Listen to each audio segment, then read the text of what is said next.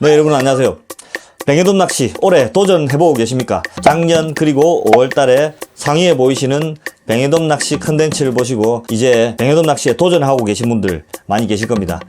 하지만 이 영상을 보면서 낚시를 하다 보면 실제 필드에서는 제가 만들었던 영상을 보고 하시더라도 실전에서 사실 바람이 많이 분다든지 조류가 빠르다든지 여러가지 악조건들이 우리 낚시를 방해를 합니다.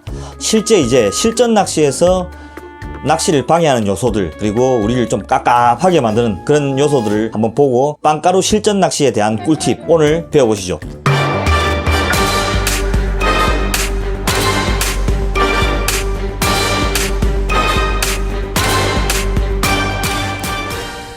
고정하는 의리. 첫 번째 꿀팁, 현장에서 해수를 넣어서 빵가루를 밑밥을 배합해라. 귀찮더라도 한 봉씩, 두 봉씩 소량으로 밑밥을 말아서 사용해라. 빵가루는 어느 정도 물에 들어가면 물을 먹고 시간이 조금 지나면 부풀어 오릅니다. 즉 우리가 말하는 숙성 단계가 오면서 매우 비중이 커지고 점성이 생깁니다. 빵가루가 비중이 좀 커지고 무거워지면 뭉쳐지는 성질이 강하기 때문에 마치 찰흙처럼 뭉쳐져서 바닥에 속공으로 내려가는 이런 현상이 생깁니다. 만약 가지고 있던 빵가루를 전부 넣고 빠른 시간 내에 다 쓰지 못할 경우에 떡처럼 되어서 낚시를 망치는 경우가 생기기 때문입니다. 기본적으로 뱅에돔 낚시는 밑밥을 부슬부슬하게 만드는 걸 기본으로 하죠. 바닥에 있는 뱅에돔을 서서히 떠올려서 이렇게 잡는 방법을 주로 씁니다.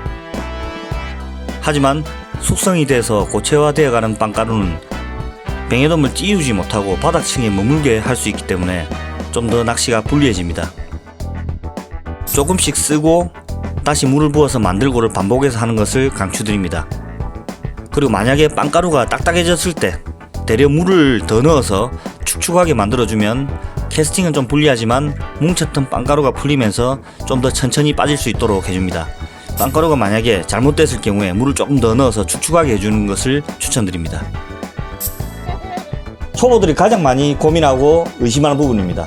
내 채비 또는 내 미끼가 과연 잘 살아서 대상어에게 잘 내려가고 있을까? 그것에 대한 의심들을 많이 가지고 계실 겁니다. 보통 초보들은 내 빵가루 미끼가 정말 잘 떨어지지 않고 밑에서 잘 하고 있는지 의구심이 상당히 많이 갈 겁니다. 보통 초급자 때는 채비를 회수해보면 빵가루 미끼가 당연히 없죠. 없는 경우가 있습니다. 이럴 때 정말 내 미끼가 잘 내려가서 떨어진 건지 던져서 떨어진 건지 알 수가 없습니다. 이 부분을 좀 이겨낼 수 있는 방법, 밑밥의 반죽 그리고 경단의 크기에 따라서 간혹 원형 그대로 붙어올 때도 있긴 있지만 거의 대부분 없는 경우가 많습니다.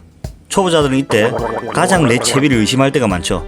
하지만 중급자 이상인 분들은 그렇겠지 의심 없이 그냥 하시는 것을 볼 수가 있는데요. 이것은 본인의 채비에 믿음이 서지 않을 때 가장 본인을 혼란스럽게 만드는 것 중에 하나입니다. 물론 여러가지 이유에서 잡어에게 의심의 표시가 나지 않도록 공격을 당해서 떨어진 경우도 있고 캐스팅 시에 너무 무른 미끼로 인해서 떨어지는 경우도 있을 수도 있습니다. 하지만 보시는 실험에서 알 수 있듯이 빵가루 미끼는 원상태에서는 쉽게 떨어지진 않습니다. 조금 더 내 미끼가 바늘에 오랫동안 붙어 있을 수 있는 그런 방법을 한번 보도록 하겠습니다. 보통 경단은 바늘을 이렇게 감싸면서 뭉칩니다. 보시는 것처럼 둥근 구체의 모양을 하죠. 물방울처럼 이렇게 조류를 부드럽게 탈 수 있는 이런 모양입니다.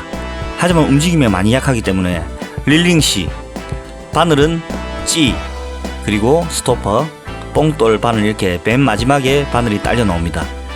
즉 마지막에 내가 뭉쳤던 틈새에 조류가 지속적으로 빵가루를 밀어내기 때문에 이 틈새가 점점 벌어지기 시작합니다. 그때 틈이 이렇게 생기기 시작하죠. 이 틈이 조류를 받게 되면서 벌어지고 미끼가 벗겨지는 그런 경우가 허다합니다. 그렇다면 입질도 한 번 없이 미끼가 떨어질 때 릴링을 최대한 조심스럽게 천천히 감아 보십시오. 내 미끼가 있는지 없는지를 확인하기가 좋을 겁니다. 그리고 이런 경우를 최대한 이겨내기 위해서 바늘 귀에 감싸는 미끼 모양보다 최대한 조류의 영향을 적게 받도록 이렇게요. 목줄 위까지 붙여주어서 조류의 간섭을 덜 받도록 해주시는 게 좋습니다. 세 번째, 많은 고수분들이 이런 얘기를 하십니다. 바늘을 좀 크게 해야지 고기 후킹이 잘 된다. 바늘을 작게 해야지 후킹이 좀 잘 된다. 여러가지 부류들이 많이 계신데요. 실제로 실전에서는 입질이 왕성할 시즌에는 굳이 내가 찌를 보고 있지 않더라도 원줄을 쫙 가져가는 그런 손맛으로 낚시꾼을 기쁘게 할 때가 있습니다. 사실 뱅에돔이 입이 아무리 작다 하더라도 활성도만 좀 좋게 되면 뱅에돔 5호 바늘 같은 좀 중급 이상의 크기의 바늘, 그리고 크게는 감성돔 4호 바늘 같은 아주 큰 이런 바늘에도 입질이 왕성할 때는 뱅에돔이 사정없이 가져갑니다. 하지만 반대로 입질이 예민하거나 또는 경계심이 상당히 높아진 그런 시기에는 뱅에돔이 먹다가 뱉어버린다든지 아니면 툭툭 치고 가는 그런 경우가 많습니다. 이럴 때 바늘 크기를 이용해서 빠르게 입질 패턴을 찾아내는 방법이 있습니다. 자, 보시죠. 첫 번째, 찌가 초반에 시원하게 내려가는 듯해서 후킹을 해보면 빈 바늘이 올라오는 경우나, 또는 찌가 쏙 들어갔다가 다시 쑥 올라오는 경우나, 둘째, 찌가 마치 소꿉장난 하듯이 깔짝깔짝 하면서 들어보면 미끼가 없는 경우가 많습니다. 두 가지 경우는 뱅에돔이 경계심이 많고 예민하다고 볼 수가 있습니다. 첫 번째 경우는 바늘이 적당해서 뱅에돔이 먹이 경쟁에 이기기 위해서 얼른 삼키고 내려가다가 뭔가 이상한 낌새를 차리죠. 이럴 때 뱉어버리는 경우나 또는 후킹 시에 바늘이 나와버리는 경우가 많습니다. 이렇게요. 삼키고 나올 때 바늘이 쉽게 빠져나온다면 이런 경우 후킹이 되지 않는다라고 하죠. 이때는 좀 더 큰 치수의 바늘을 해본다면 나오다가 입에 걸릴 확률이 높아집니다. 아무래도 입 안에서 걸릴 때가 많아지겠죠. 바늘의 치수를 좀 더 큰 것으로 한번 바꿔보세요. 이러면 후킹이 될지 모르겠습니다. 두 번째의 경우는 찌가 깔짝깔짝 하는 경우죠. 요즘 조사님들은 정말 조법이 많이 향상이 돼서 매우 예민한 발포치나 목줄질을 이용해서 미세한 입질을 찾아냅니다.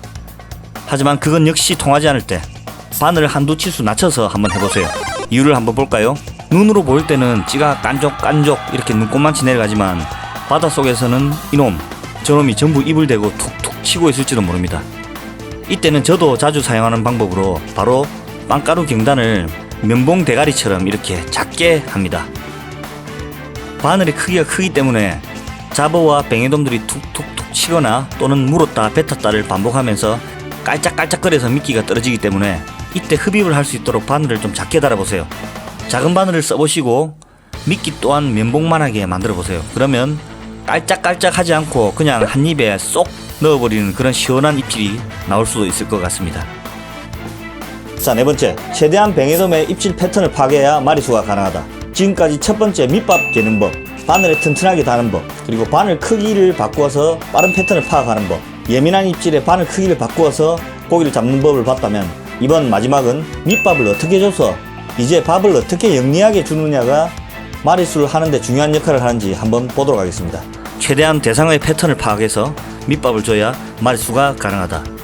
초반에도 이야기했듯이 빵가루 밑밥은 최대한 천천히 내려갈 수 있도록 만들어서 아래층에 있는 뱅에돔들이 최대한 원형 상태를 간직하고 있는 밑밥을 먹기 위해서 상층으로 조금씩 올라오게 만들어서 띄울 낚시를 하는 게 정석입니다. 그렇기 때문에 초반에는 다량으로 식욕을 자극하게 만들어서 밑밥을 좀 많이 줘서 뱅에돔이 피어오르게 만들고, 어느 정도 뱅에돔이 좀 올라온다 싶으면 바닥에 밑밥이 쌓이지 않을 정도로 간질나게 소량으로 이렇게 조금씩 주는 것이 좋습니다. 하지만 예외인 경우도 있습니다. 조류가 빠른 경우에는 빵가루가 부슬부슬하게 비중이 낮게 뿌리게 되면 조류를 따라서 뱅에돔이 미끼와 함께 흘러가죠. 이런 경우에는 초반에는 한번 뿌리면 따라오고 뿌리면 다시 오고 따라가고를 반복하죠. 그러다 어느 순간 갔던 뱅에돔들이 다시 오지 않는 경우가 생깁니다. 이럴 때 최대한 가깝게 뱅에돔을 묶어주는 게 좋습니다. 조류가 빠른 이런 경우에는 밑밥의 부슬거림보다 좀 더 찰지게 물을 조금 더 넣어야 되겠죠. 자, 이번에 필요한 게 바로 이 비타민이죠. 이런 식으로 확 연기를 뿌리면서 밑으로 따라 내려가게 좀 더 가깝게 해주면 밑밥이 많이 흘러가지 않도록 가깝게 묶어두면 뱅에돔들이 좀 더 멀리 가는 것을 잡아두게 됩니다. 이런 현상을 이용해서 밑밥을 좀 더 찰지게 해보시고 내 채비도 좀 더 무겁게 빠르게 내려보시면 뱅에돔을 조금 더 묶어둘 수 있을 거라 생각이 됩니다. 네, 여러분, 오늘 실전 뱅에돔 꿀팁, 밑밥에 관한, 빵가루에 관한 꿀팁에 대해서 한번 배워봤습니다.